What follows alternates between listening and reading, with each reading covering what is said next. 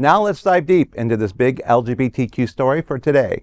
I'm Von Biggs, and let's queer up health. New report shows 15% of the world's population are living with STIs, but 35% for LGBTQ. A startling new study in sexually transmitted infections reveals that 15% of the world's population, including 35% of the LGBTQ individuals, live with incurable genital herpes. Researchers estimate that in 2020, over 846 million globally were infected with herpes simplex virus, HSV, with 42 million new cases reported that year alone. Despite antiviral treatments reducing symptoms and transmission risk, the stigma and health impacts remain significant, especially within queer communities. Among LGBTQ affected, the numbers were overwhelmingly gay and bisexual men. Advocates stress the urgent need to new treatments and vaccines to address these growing numbers.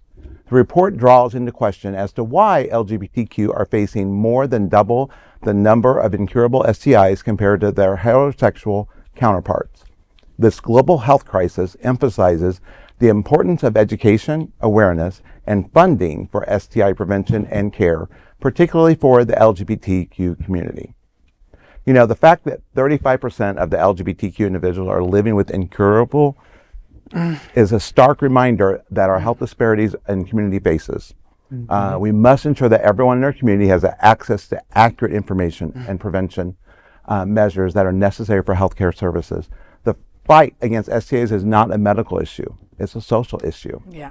And that requires collective action and dedication. So let's use this report as a catalyst for change. Yeah, you know, and again, Holy Cross is a safe space for you to go to if you need to know what you have, right? Knowing your status all across the board is super important, right? We've talked about the disparities that we have between healthcare and LGBTQ. I even talked on my show last week about someone had sent me an email on Dear Faye What asking me why their doctor was sex shaming them. Right? A doctor that they went to, that they told their history to, they told how active they were, but they were trying to be a safe slut, right? You know, by making sure that, that they didn't get anything, that their partners weren't affected.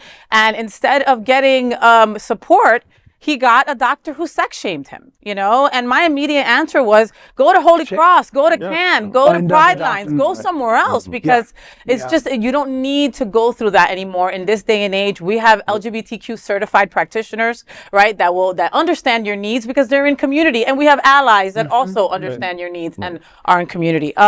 You know, when you talk about STIs, especially you said herpes, someone can have a flare up and you have no, you know, and you have no idea.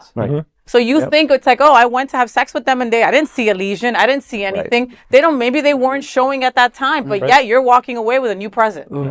You know, the Bears in December for our pool party, we had CAN Community Health come out with their mobile unit and they did HIV and STI testing, and it was a good success for us and very participant, you know. So the Bears are trying to step up to make themselves aware of it. It's so important. It's so important. Edward, what do you think? Well, we've partnered with AHF here, and in one of our concerts as our sponsors, they did some testing in front of for our Pride concert last year rather. So yeah, we definitely love our partners. Holy Cross is also one of our partners too, so we definitely get out the word with them.